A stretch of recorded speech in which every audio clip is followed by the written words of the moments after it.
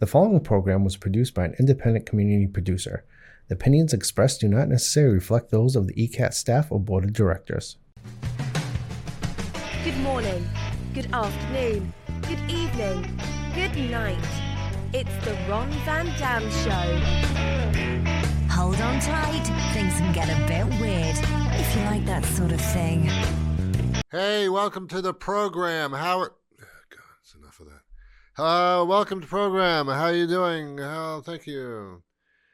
I am the person to whom he said I was, and I do a show about macrame. And today, I knitted this coat that I'm wearing. It's very cold. It's black, so it's hard to see, but can you see it? I knitted that myself. I didn't knit. I don't know how to knit. Anyway, welcome to the program. Thanks for being here. If you're not familiar with this show, I don't know what to tell you. I really don't. I've been coming in here once a week for about 10 years, 8 years, something like that. Oh my God, that's a long time. Why? I don't know. And the reason that I do this once a week here is because 5 days a week, I know you know this, 5 days a week I do a radio show. It's syndicated across the country, and it's also got that podcasting kind of crap to it where I call it internet radio, and then there's radio stations across the country, some iHeart stations that pick my show up, and I don't know what to tell you. And I've been doing that for over 30 years, both on the broadcast radio stations doing their morning shows and then other things, and I don't know what the hell I'm talking about. So anyway, how are you? I don't know why I do come in here and do this. I'm doing the visual version of what I do on the radio, but on the radio I have guests in the second part of the show, interesting experts, celebrities, things like that. And that's what, we talk. But here I don't bring any guests in here because it's not because of embarrassment or anything. It's just a nice studio. But it's just a pain in the butt. So I don't do that. And then you'd have to have a telephone hookup or some kind of video. I don't know. Skype still in business? I don't even know. I don't care. It's too much. You may see that I am a little bit older than 27 years old. And I am not from the present generation at all. I'm generations removed. I'm not that old, but I'm not that young. I think I'm the same age as some of you, and others are not the same age. This is making no sense whatsoever, to be honest with you. But what I'm telling you is that I am finding it hard to adjust to society. Not that I ever found it to be a breeze or something I ever really wanted to do. But now it's becoming quite difficult. And it's because I think I'm a couple of generations back from where this is. If you were born in the year 2000 plus, or even 1990s plus, I think you probably get it. You probably understand what's going on.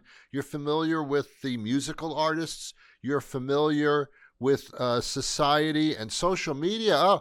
You were born into that almost. Well, in the 2000s you were.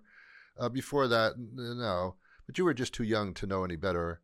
So, I was not born into, I was born into telephones on the wall.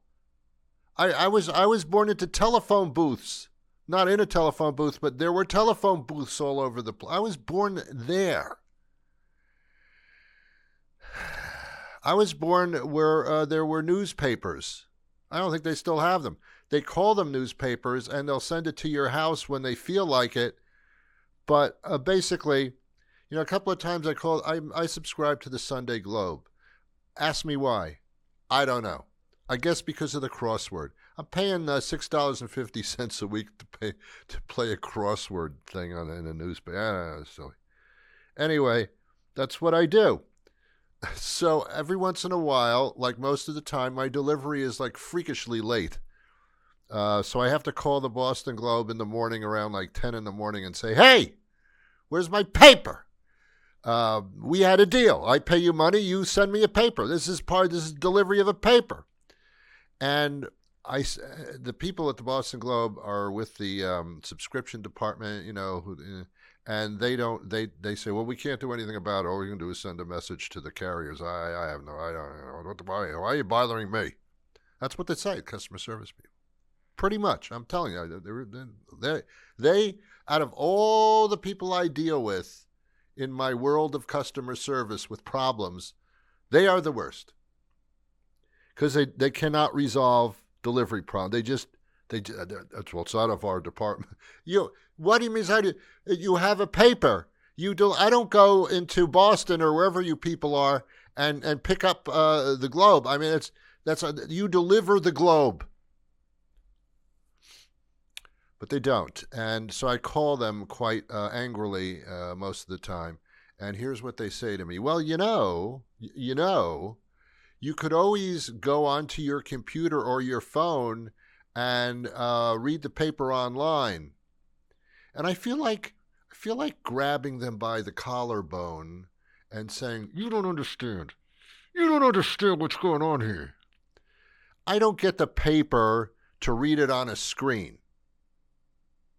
I get the paper to sit down on my couch, open up the thing with the crinkling and all that, and read the paper, the smell of the paper, and I have a cup of coffee, decaffeinated, because I can't handle caffeinated coffee. It makes me even worse than this. But they don't understand. And I'm talking to people that are way, way, way, way, way younger than me.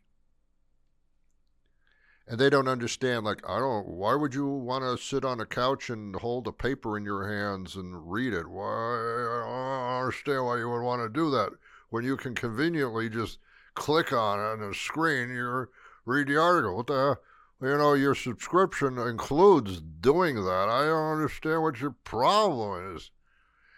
Okay, that's enough. That's enough. I'm not into social media because social media is nothing but a gathering of people that are just incredibly angry. They are so angry, it's unbelievable. They hate everything. I mean, I get that to some extent. They hate everything. Everybody's a schmuck. Oh, wow. Maybe I do belong to that. I have to reconsider that. Anyway, they're incredibly angry people, incredibly angry, and I'm not getting involved in it. Now, I got enough of my own problems. Why would I get involved in people's attitudes and calling strangers, saying to other strangers, you're an idiot. I don't even know you, but you're an idiot. It's just so stupid. Social media. So I need to adjust to society. Recently, I started to watch the Grammy Awards, and I didn't see one grandmother in that show whatsoever. So I don't know why they call it that. So I'm watching the Grammy Awards, and they had all these artists, and I didn't know any of them, except for the ones that were apparently near death. Otherwise, no, not at all. I don't know their names. I don't know who they are. I'm not familiar with their records. I wouldn't even recognize Taylor Swift if she was stuck in an elevator with me. And even if she said, I'm Taylor Swift, I would probably say, I'm sorry, I don't know you. I was the one that did a concert around the world, and I'm a billion. Oh, you? Oh, yeah. And you dated the football player. Good choices. You make good choices. Oh, God. Seriously, you're Taylor Swift, and that's where you go? Yeah, come on, man. No, I'm just a regular girl, Ron. Okay, fine. Get out of the elevator. I didn't know anybody. I didn't know anybody on that show at all, and that started to bother me. It really did. Recently, I don't know when you're watching this. I do this every week, and it's not really current events or anything like that. But, current events, that's what they used to call a class, my history class when I was in school like 97,000 years ago. They did current events, and it was so cute the way they do that. Let's talk about things that are happening in the world right now. Why? You messed up the stuff that happened before. I mean, that's not even accurate. So what are you doing? This is not a current events show, but Saturday Night Live had its 50th anniversary program live on NBC on last Sunday night. And it was supposed to be 3 hours long, and I think it was 19 hours is what it ended up to be. And it was about three and a half hours at least. And they had two performers on that show that I recognized because they were from my era, my generation. And to open that show was Paul Simon. And he sang with a person, and I don't know who she is. She was a very good singer, but I can't remember her name because I don't know who she is. But she was very good. She sang a duet with whoever that girl was, Homeward Bound, a Paul Simon song. Simon and Garfunkel, actually. I don't know where the hell Garfunkel went. And Paul Simon, who used to have this wonderful, wonderful voice, wrote some incredible songs. You can't take that away from him. But he can't sing anymore. He can't hit the notes kind of at all. If he wasn't Paul Simon and that guy got up in front of the microphone with his guitar and started singing, you'd say, "Are you kidding me? He can't sing at all. He wouldn't even make the first cut of American Idol. He wouldn't even make the auditions." But he's Paul Simon. Okay. And then at the end of the show, it's like Paul bookends. At the very end of the show, Paul McCartney shows up and does his, his famous songs. And he sang, and great band, great song, but he can't sing anymore. He can't hit the notes at all. Now, Paul McCartney was never really an incredibly interesting, talented singer, really. He was the all-around musician, could play anything, sing anything, wrote like 2 million songs, all of which are in my head at this moment. So very impressive. But his singing voice quality, all right, those are your songs. You're good. But no. And it was sad. And it was sad to me because they've lost an ability. And I have to adjust to that. I have to realize that we all get older, and it doesn't take away from what you've accomplished, but if you're going to demonstrate what you can do, this stuff is not part of it anymore. So that was a little bit sad. So I have to adjust to society. When I had a huge business decades ago, or not that far back actually, and we were enormously successful. And I thank everybody who was working with me. We advertised in the Yellow Pages, and I know what you're saying, Ron. Is that like a Chinese advertisement thing? No, the Yellow. Oh my God, that was so wrong. No, Yellow Pages were where businesses advertised, and they would take out display ads or whatever the case may be. Or you would go to a newspaper, and I used the Boston Globe and the New York Times when I did this stuff in New York, and we would take out ads in the magazine section and promote our business. And it was a very, very successful way of doing business. It was a little bit expensive, but you could regulate it here and there. Now, nobody does that anymore. Now you just say, go to my website or something like that. Or you get a cyber marketing person who markets your website or your social, and you have to have social media pages and Facebook, Snapchat. Is that the right? I don't know. All of those things that Zuckerberg owns. You need to do that. You gotta be on TikTok. That social thing that has to do with a clock for some reason. You have to do, and it's very expensive to do it. But you have to do. I can't. I've got to adjust to society. So then I realized, no, you don't have to adjust entirely. Well, you kind of do if everything has to be online.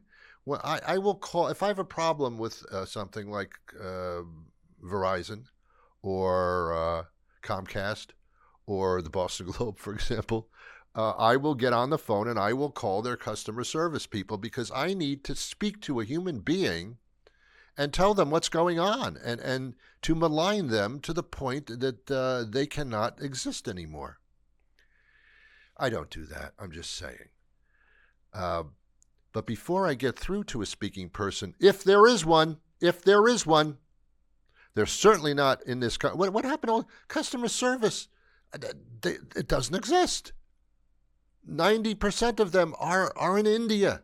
I mean, India's a fine place, I guess, but I from the sounds of it, there are like 2 million telemarketers, all in New Delhi, sitting in one room with 2 million telephones in it, and it's awkward and it's horrible and it's awful. I spend most of my time in customer service conversation with them going, what? What'd you say? Can you repeat that? I can't hear you. It's awful. It's just awful. And before you can even get to one of those people, there's a recording, the AI, AO, AMP, whatever, and they say, we can answer these questions, you idiot. You go to our website and you look at frequently asked questions. And they're never the questions that I'm asking. And doing that is not satisfactory to me because if I have a question and then they perhaps answer it, then I got another question that has something else to do with it, or maybe I need to speak to a person.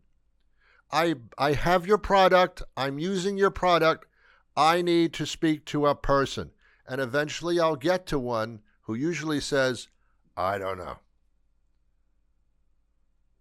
When I call Comcast or Verizon, I ask them a question and they say, all right, hold on. Can you hold for just like a few minutes? I have to look this up and ask somebody else.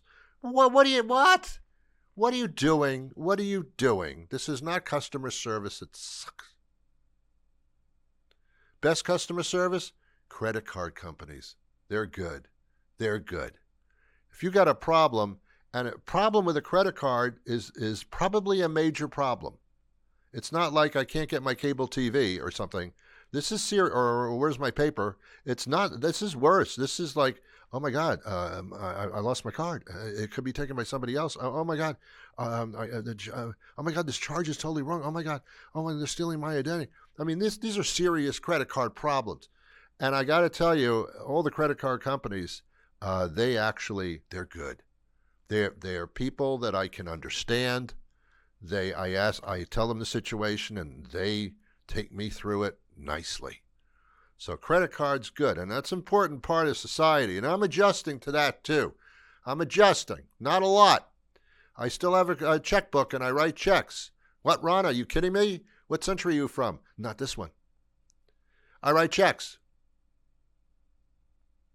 because I want to get the statements in the mail so I can review them. We can review it online. I don't even know the password, how to get into it. Every time I want to get into a website that I have an account with, I have to put it in, and then they say, okay, we're going to send you a code, a text code, or we'll email you a code. Type in the code, and that's how we secure the. What are you doing? Just answer the damn phone and help me out, will you? I'm not a part of this society. I have to adjust. I just do. My parents had to adjust to my society. I remember my mother saying to me, lovely lady, she was wonderful, wonderful mother. But I remember her saying to me, I was listening to the Beatles. You know who they are, right, kids? No? Okay. That was a Paul McCartney reference that I did. He was one of those Beatles. I used to listen to them a lot when I was a young child. And I remember my mother coming into my bedroom once, and I said, what are you doing here? And she said, I got to tell you, that music, it's just so simplistically uninteresting. How can you... and I felt like saying, oh, like bebop makes sense? I mean, what? But we didn't understand each other as far as that was concerned because she had to adjust to my society at that time. I didn't have to adjust to hers. She had to adjust to mine. And that's what I'm starting to realize. society as it is today, they don't have to adjust to me. They don't have to cater to me. They should if they want my business, but it's not the crux of their business anymore. They've moved on. I haven't. All right, let's, what else we got here? Right now when I'm doing this show, it's very, very cold outside. There's ice all over the place, and it's a horrible thing. And it's, I was telling the person here, the producer, I was saying, I got my heating bill. I have gas heat. I also have gas, by the way, but it has nothing to do with my heating system. It has to do with my internal gastric system. But I have natural gas, and that is also the case. I actually do. But I don't get charged for it. So I got my bill just a few days ago for the month of must have been January. It was $795. What? Yeah, for 1 month of heating my house. Now I'm not in a palace. No. I mean, I'm in a house. It's got some floors in it. It's got some rooms in it. $794 or something like that. I couldn't believe it, but at the same time, I started saying to other people, "Are you paying more for you?" And they said, "Yeah, this is incredibly horrible." So I made a decision. I live now in a little town. I don't know if you're familiar with it. It's called North Easton. Nice little Sleepy Hollow place. I'm considering moving because it's so cold in North Easton. I'm considering moving to South Easton. Okay. Anyway, this is making no sense at all to you, is it? No, I know. I understand. Hey, yeah. Oh, there's a new product. There's television commercials about this. Maybe you've seen this. The Amazon Alexa thing, which is controlling our lives. And I personally don't mind Alexa. She's fine. She's nice. She knows a lot of stuff. She knows more than I do. I'm a little bit intimidated by her, but then I realize she's not real. It's just a voice that's been AI'd over and over to be smart. I remember I was in a restaurant about a week ago, and the bill came to $45.19. $45.19. And I tip really well. I wanted to tip 25%. Sometimes I tip 30%, but then you have to pretty much go home with me. So I wanted to tip her 25%. So I said to Alexa, in my phone, I have Alexa on my phone. She's all over the place. I got Alexa on my phone. She's probably got my, and I said, Alexa, what's 15% of $45.17? And she told me, but it wasn't like, I'll get back to you. It wasn't like that. It was, can you hold, please? It wasn't that at all. She, I said, what is 25% of 45.17? And she it was fast. And then I realized that's impressive. That's impressive.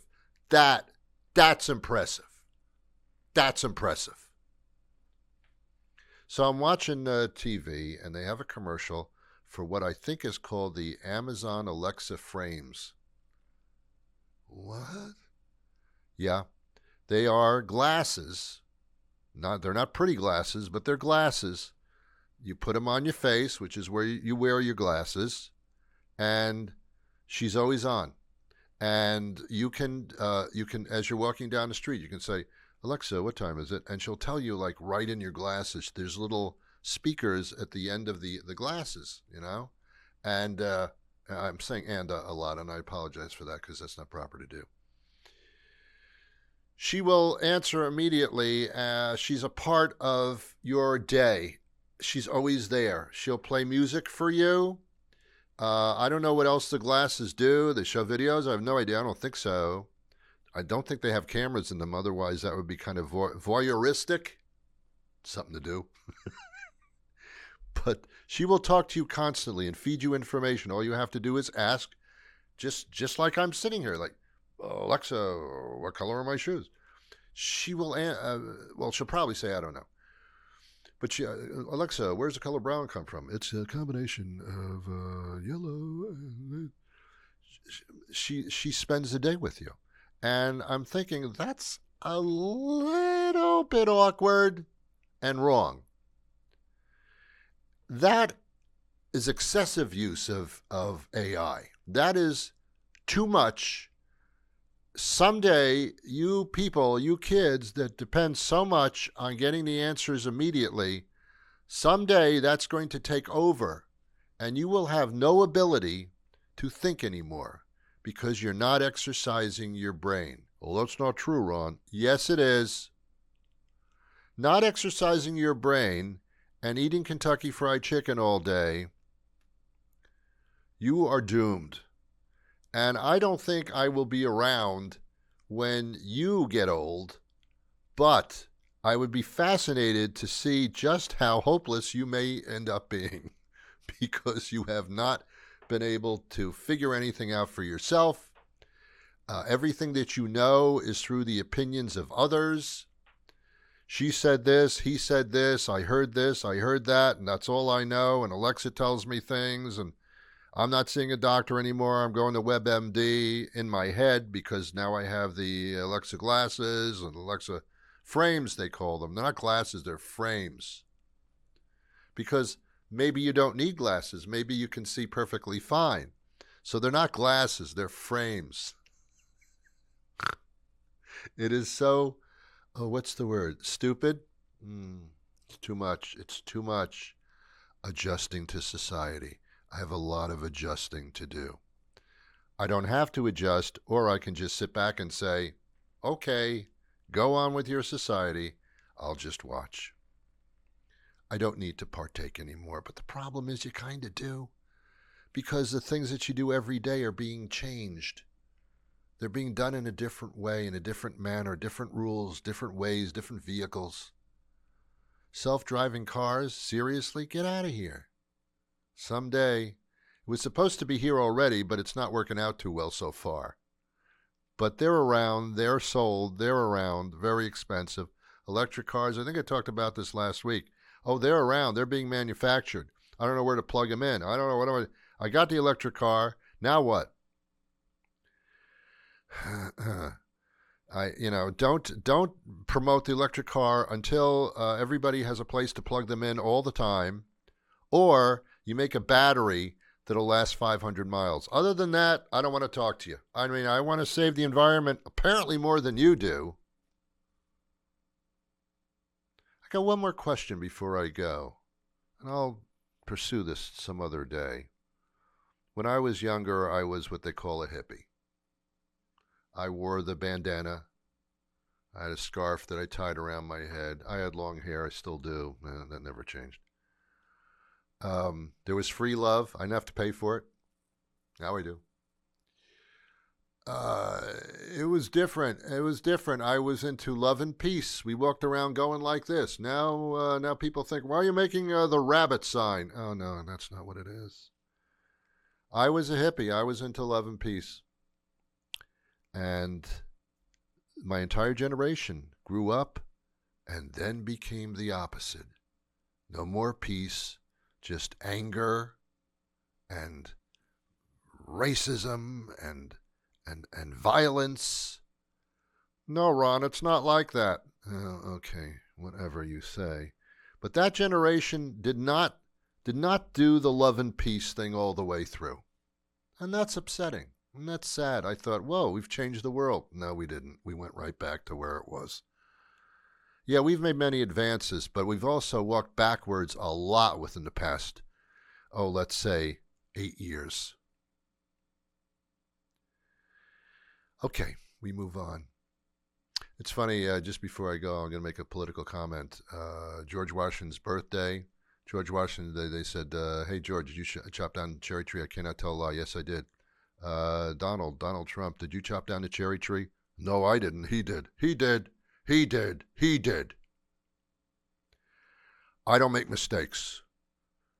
Admitting to mistakes shows weakness. Okay. You're not George Washington, apparently. Have yourselves a wonderful day. I'll be back next week with another episode. Until then, I wish you peace.